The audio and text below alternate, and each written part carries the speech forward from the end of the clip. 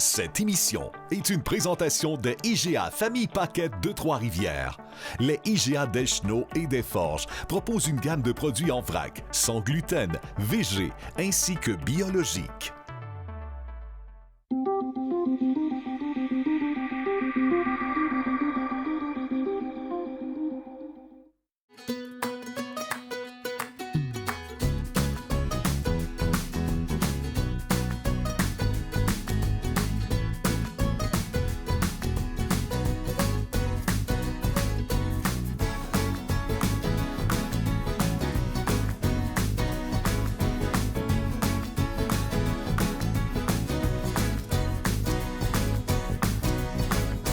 Bonjour et bienvenue à Manger Santé, guide simplifié.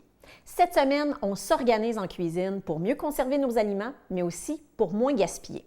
Je vous mentionne le gaspillage parce qu'au Canada, on jette près de 40 % des aliments qui sont produits ici à chaque année. Donc, c'est énorme. Ça a des conséquences au niveau environnemental, entre autres, parce qu'évidemment, pour produire les aliments, on utilise tout plein de ressources, dont l'eau. Donc, elles sont gaspillées lorsqu'on jette les aliments. Mais c'est aussi qu'au niveau économique, vous en souffrez. Chaque famille canadienne va jeter l'équivalent de 1 120 $ en nourriture à chaque année. Donc, c'est énorme. Donc, en s'organisant mieux, on peut sauver du temps, de l'argent et beaucoup de frustration aussi pour ne pas se retrouver à 4h30 en fin de journée et se demander qu'est-ce qu'on mange ce soir. Je me lance tout de suite avec mes meilleurs trucs en cuisine pour mieux vous organiser et mieux conserver les aliments. Le premier, c'est de faire un grand ménage. Idéalement, une fois par saison, on vide le frigo, le garde-manger, le congélo. Et là, on fait vraiment un inventaire.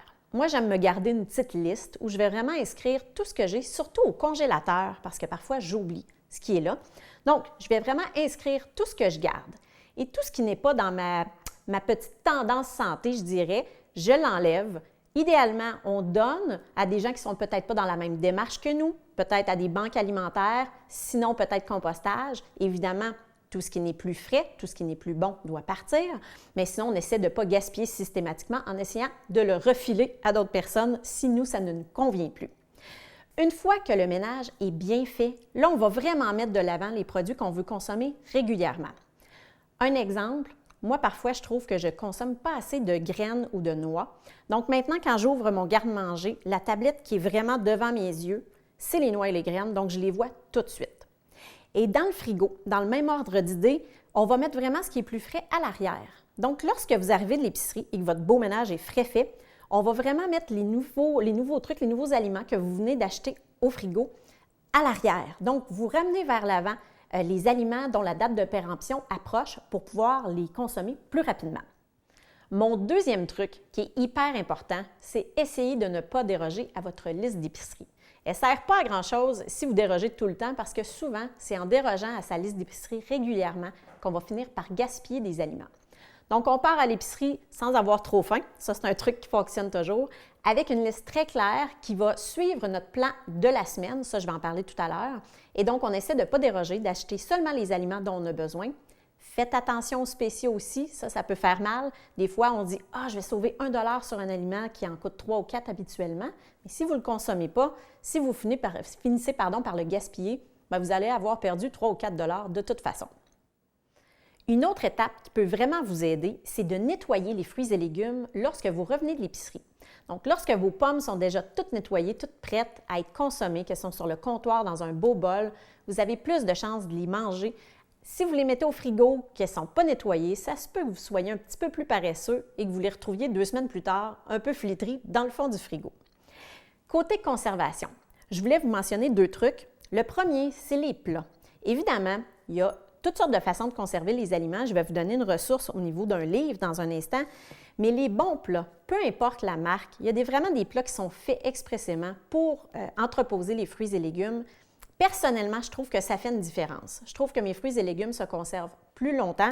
Il y a vraiment des options comme celui-ci. J'ai vraiment des tableaux qui m'indiquent quel degré d'ouverture utiliser pour chacun des fruits et légumes.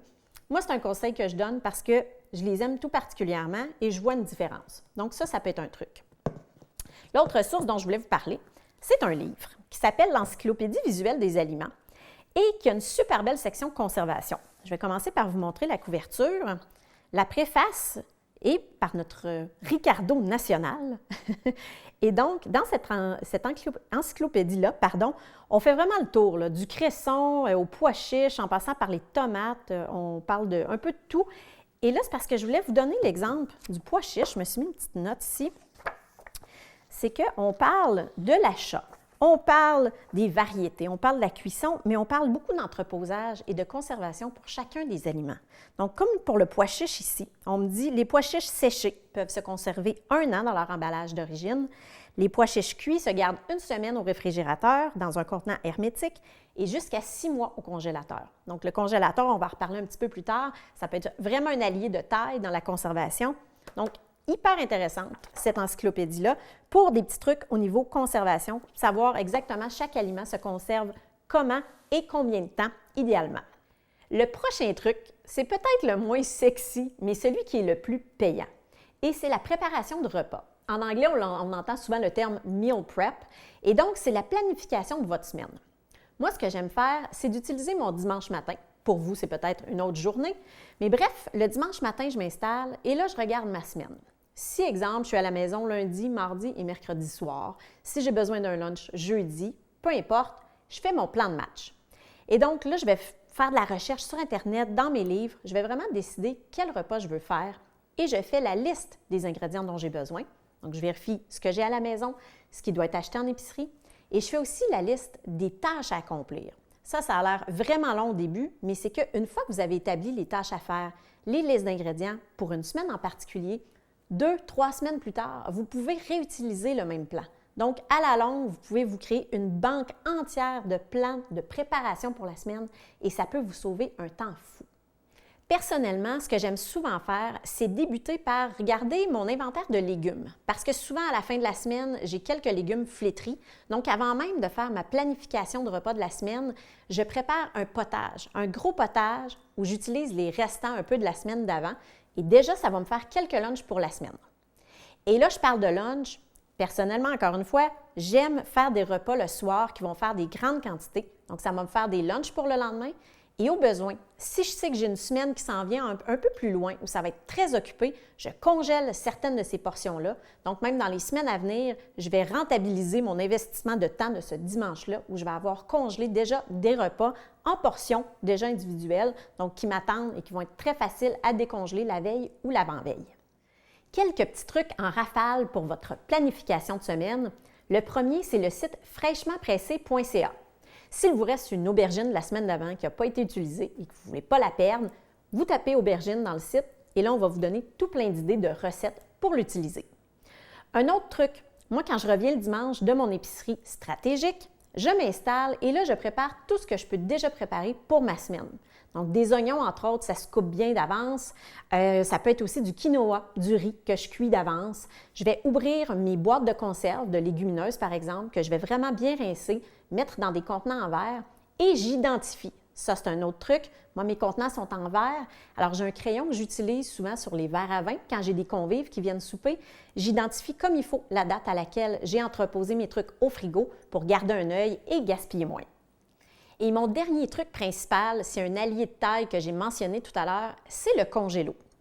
Là, je veux vous montrer mon fameux contenant dans lequel, normalement, je garde des fruits et légumes frais. Là, on a des retailles d'oignons, des poivrons, des radis. J'ai même mes petits oignons verts qui sont un peu secs, qui sont moins beaux. Ça, c'est quand je prépare mes crudités et que j'ai le bout de la carotte, le bout du radis. Je garde tout ça et c'est avec ça que je fais mes bouillons maison. Donc, j'ai des bouillons de poulet maison, j'ai des bouillons de légumes.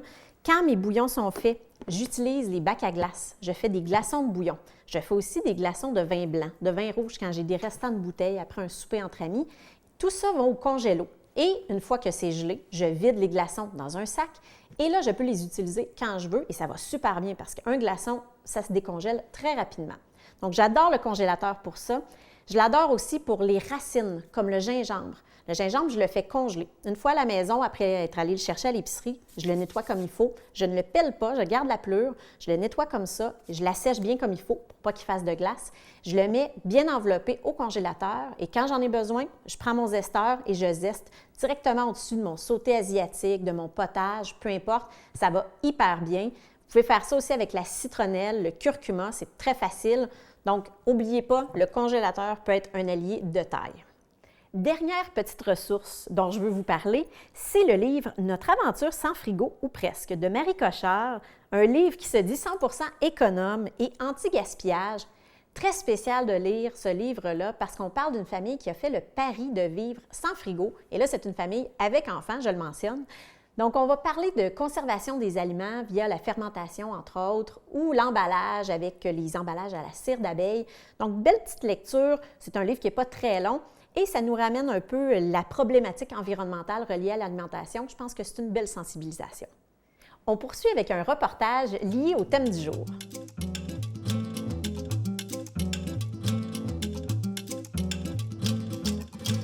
Je me trouve actuellement sur la rue La Violette à Trois-Rivières, devant les locaux de Moisson Mauricie, Centre du Québec, un organisme qui contribue à réduire le gaspillage alimentaire.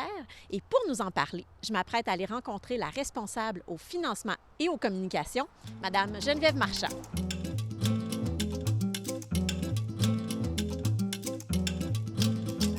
Madame Marchand, merci de nous recevoir chez vous. Bien, ça nous fait plaisir. Bienvenue chez Moisson Mauricie, Centre du Québec.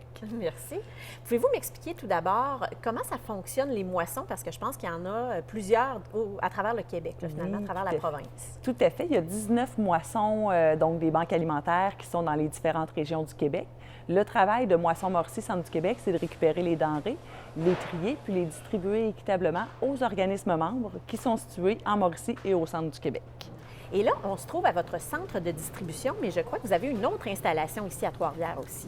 Tout à fait. On a le centre de distribution ici qui est sur la rue La Violette, là où s'effectue tout ce qui est la distribution aux organismes membres de Moisson qui viennent chercher les denrées en fonction du nombre de personnes que chacun aide. Puis tout ce qui doit être trié est apporté sur la rue Girard où nos espaces d'entreposage pour les produits réfrigérés et congelés est plus grand. C'était un besoin qu'on avait là, pour agrandir finalement les espaces.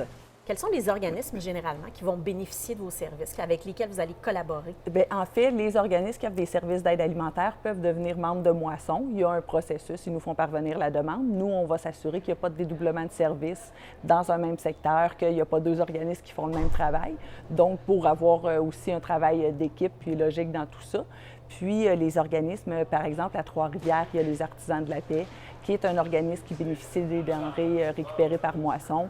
À Cap-la-Madeleine, il y a le Bon Citoyen, qui est un organisme membre. Donc, il y a plusieurs organismes qui, eux, vont offrir différents services d'aide alimentaire, que ce soit au niveau de la distribution. Donc, les gens vont chercher les denrées, reviennent chez eux, préparer les repas. Des fois, ça peut être des repas pour des maisons d'hébergement, des tablés populaires, des collations pour des maisons de jeunes, des écoles. C'est assez varié, les services d'aide alimentaire.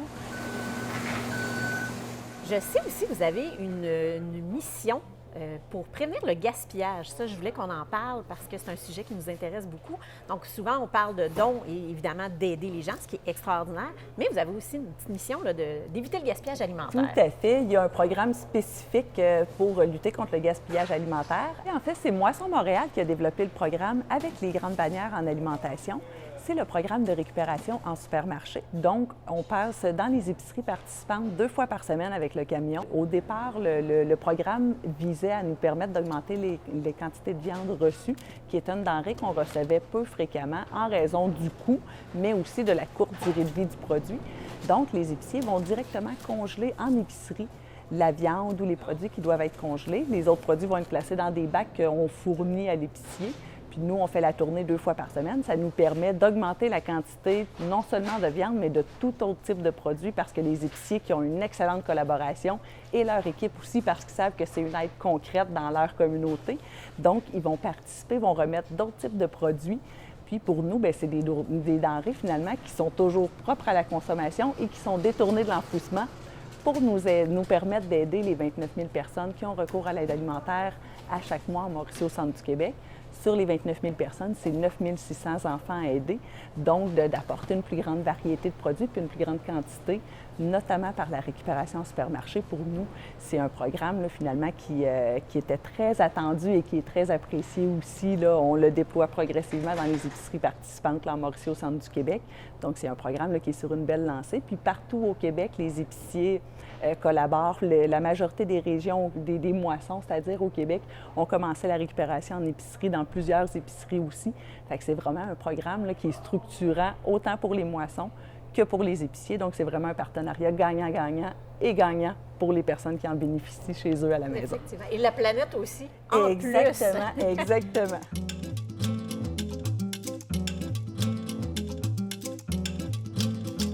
Si les gens du public veulent vous aider concrètement, quelles sont les campagnes que vous avez annuellement auxquelles ils peuvent participer? Donc, au cours de l'année, on a 2 collectes dans les épiceries qui se déroulent au printemps, puis une à la période des fêtes. On est aussi un des organismes qui participe à la guignolée des médias en Mauricie-Rive-Sud. On a des campagnes postales, on a un brunch bénéfice qui se déroule là, à la fin mai, début juin à chaque année. Puis, évidemment, les gens peuvent aussi, s'ils veulent s'impliquer bénévolement, nous contacter ou aller sur notre site Internet. Il y a aussi possibilité de faire des dons en argent via notre site Internet. C'est le www.moisson-mcdq.org ou à nous appeler 819-371-7778, le poste 0. Excellent. Bien, on invite les gens à contribuer généreusement. Merci beaucoup. Merci à vous.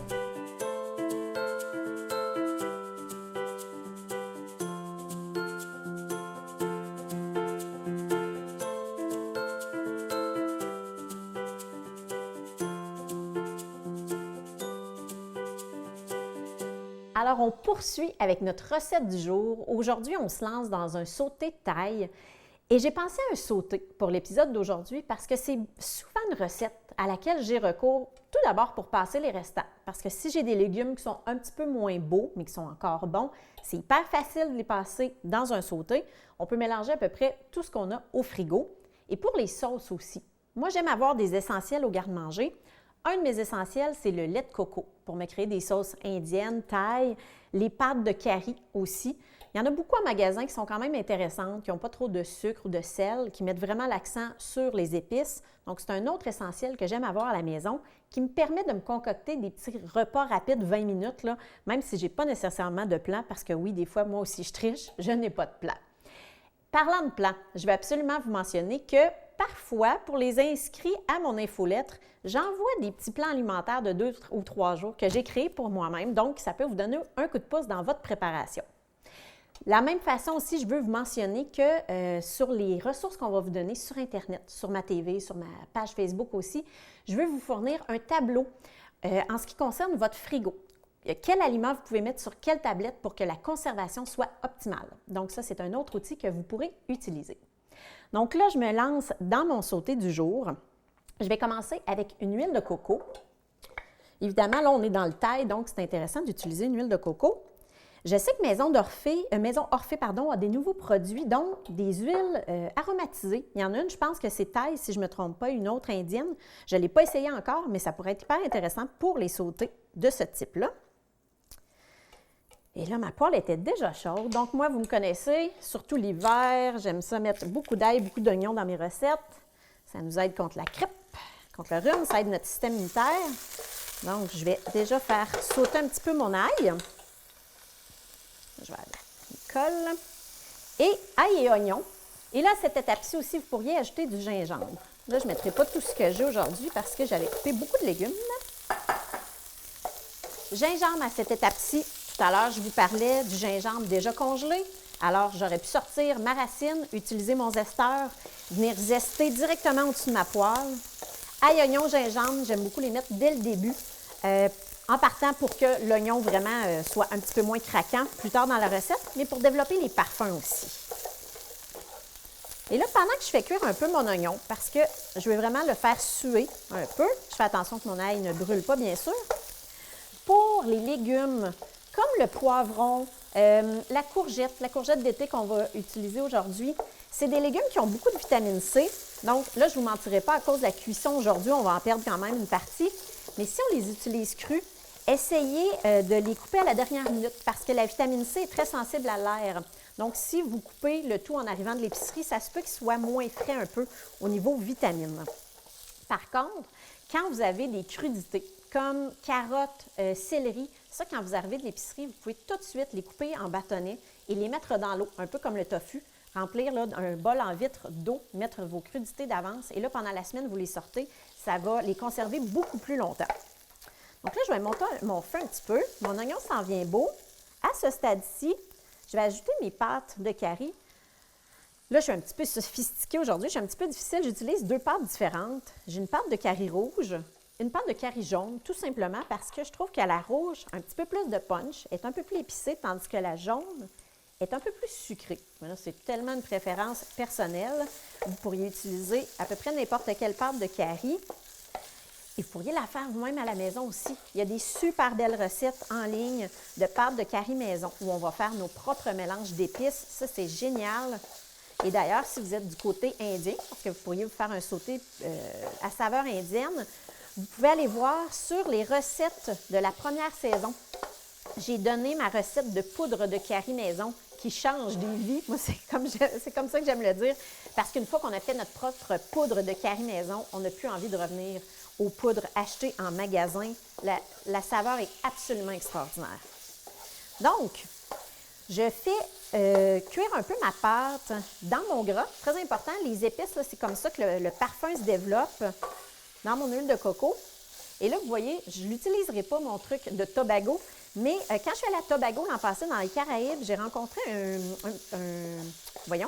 un pêcheur de la région qui faisait un curry local absolument extraordinaire. Et lui utilisait une pâte de curry locale. Et là, pendant que je continue de vous placoter, je vais mettre un peu mon tofu pour le faire sauter dans mes épices, dans ma pâte, pour qu'il prenne le goût avant de faire ma sauce. Mais donc, je poursuis mon histoire. À Tobago, le truc que j'ai appris, c'est quand on utilise des pâtes d'épices comme ça, comme la pâte de curry, l'idéal, c'est vraiment d'être hyper patient et de rajouter du gras et de faire vraiment travailler notre pâte. Souvent, là, eux, là-bas, ils vont rajouter 3 à 4 fois du gras pour vraiment faire travailler la pâte et développer les saveurs au maximum. Et c'est vrai que ça fait une différence. Moi, c'était le meilleur curry de poisson que j'ai mangé de ma vie, mais c'est vrai que le poisson était particulièrement frais aussi, donc ça a dû y faire. Donc, là, évidemment, j'ai pris du tofu. Vous auriez pu prendre poulet, crevettes, dépendant de vos préférences si vous êtes du côté carnivore. Moi, j'aime souvent être du côté végétarien ou végétalien. Donc, avec des légumineuses aussi, ça aurait pu être délicieux. Et là, tout à l'heure, vous allez voir, je vais même rajouter des noix pour avoir un petit extra au niveau des bons gras et des protéines. À ce stade-ci, je vais mettre des poivrons. Essayez de mettre de la couleur aussi. Là, j'ai pris des poivrons orange, mettre du jaune, du orange. Et mes courgettes, j'avais des petites courgettes d'été, il me restait. Et dans les sautés, moi, je vous conseille d'essayer de couper vos légumes pas mal toujours de la même grosseur pour que vos bouchées soient égales, que ça soit plus agréable au niveau texture. Donc, souvent, moi, j'y vais avec ma protéine. Donc, exemple, si j'avais eu des petites fèves noires, j'aurais peut-être coupé mes légumes plus petits. Mon tofu, mes cubes étaient assez gros. Donc, je me suis permis d'avoir des légumes un petit peu plus gros. Dans ces sautés-là aussi, les légumes verts sont extraordinaires. Ce que je conseille, quand on les ajoute, c'est de les ajouter à la dernière minute pour que les feuilles soient un petit peu moins fanées, un petit peu moins abîmées. Et là, pour ma sauce, comme je vous disais, moi, j'y vais toujours avec un lait de coco comme base. Moi, je suis très type sauce, alors j'en mets quand même beaucoup. Vous voyez, là-dedans, j'avais l'équivalent de 2 boîtes de conserve parce que j'avais beaucoup de légumes. Mais là, je n'ai pas mis tous mes légumes. Alors, je vais en mettre environ une boîte de conserve, un petit peu plus. Je vais peut-être tricher un peu. Et là, je vais bien mélanger pour que ma pâte de curry se mélange bien dans mon lait de coco. Et là, je vous parle d'un petit ingrédient secret. Quand je fais du thaïlandais, et c'est pas toujours facile à trouver, mais demandez-le à votre épicier. Quand il y a un produit que vous voulez qui n'est pas à votre épicerie, demandez. Les épiciers sont là pour ça, sont toujours ouverts. Moi, quand je fais du thaï, j'adore les feuilles de kéfir. Les feuilles de kéfir, c'est un arbre, un agrume. Et donc, la petite feuille comme ça est séchée, c'est vendu séché, c'est dans le rayon des épices. Donc, vous pourriez le trouver avec les poivres, les caris, tout ça. J'aime beaucoup dans le thaï les feuilles de kéfir et le galangal, qui est une racine. Normalement, on l'achète en poudre aussi. Je l'aurais mis au début, le galangal, avec l'ail, par exemple, l'ail puis l'oignon. Excellent, excellent. La feuille de kéfir, ça donne un petit goût de lime. Et là, je vais tricher, je vais mettre 3 feuilles de kéfir qu'évidemment, je vais enlever avant de servir. Mais je vais quand même mettre de la lime parce que moi, je suis très agrume. Donc, je vais venir mettre... Là, pour l'instant, je vais mettre une demi-lime parce que j'ai mes feuilles de kéfir quand même. Mais je vais peut-être rajouter une autre demi-lime à la fin de ma cuisson. Donc là, ce que je vais faire, tout y est. Je vais attendre pour mes cachous. Mes cachous, je vais les mettre à la fin. Donc là, je vais tout simplement monter le feu et laisser cuire tout ça. Donc, mes feuilles de kéfir sont là. Je vais laisser cuire. Évidemment, mon tofu n'a pas besoin de cuire, mais je veux que mes légumes soient encore un peu craquants, mais quand même cuits. Et donc, je vais faire monter à ébullition. Dès que ça va bouillir, je vais réduire un petit peu le feu. Je vais laisser aller à feu moyen pendant peut-être une quinzaine de minutes pour que les saveurs se développent bien, mes légumes soient quand même cuits. Et je vous reviens, on va se faire un beau plat et là, je vais ajouter tranquillement là, mes petits cachous, de la coriandre. Je vais vous revenir avec le résultat final de mon sauté taille.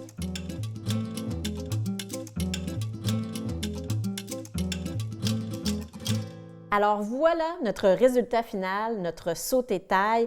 Là, je me suis remis un petit quartier de lime parce que j'aime toujours avoir mes sautés très parfumés. Pour le parfumer aussi, je me suis mis de la coriandre qui est excellente dans les plats thaï, les plats indiens. Et j'ai mis mes cachous à la dernière minute. Dans ce cas-ci, ils sont crus, donc je ne voulais pas les ajouter pendant la cuisson pour pas qu'ils perdent trop de vitamines et minéraux. Et là, je veux vous parler de la conservation justement des noix et des herbes puisqu'on y est. Pour mes noix, moi, ce que j'aime faire, c'est que dès que mon sac est ouvert, je mets mes noix dans des bocaux en vitre et je garde au frigo. Donc là, ça va rancir beaucoup moins vite. On va conserver nos noix beaucoup plus longtemps. Pour les herbes, dans le fond, nos herbes, ce sont de petites plantes. Donc, moi, j'aime les conserver un peu comme un bouquet de fleurs. On met les tiges dans l'eau comme ça et sur le comptoir, c'est très joli. Un bouquet de persil en particulier, là, plein de vitamine C, plein de fer. C'est super intéressant. Belle source de calcium en passant aussi notre persil. Donc, moi, j'aime les conserver comme ça. Mais un autre truc que vous pourriez faire pour la pâte de curry qu'on avait tout à l'heure ou les herbes, les fines herbes, pour la pâte de curry, on la prendrait entière. Les herbes, vous pourriez vous faire un mélange d'herbes préfets et les mettre au congélateur dans notre fameux bac à glace aussi. Donc, tout à l'heure, je vous disais, notre petit bac à glace dans lequel on peut mettre les bouillons, tout ça. Vous pourriez mettre vos herbes et vous pourriez mettre vos pâtes de curry, faire congeler, garder au congélo et utiliser lorsque vous en avez besoin. La semaine prochaine, on tombe dans le comfort food, mais en version santé, bien sûr. Donc, on va essayer de recréer à la maison des classiques qui, normalement, seraient bien gras, bien salés ou bien sucrés en version santé. Alors, bonne semaine et mangez santé!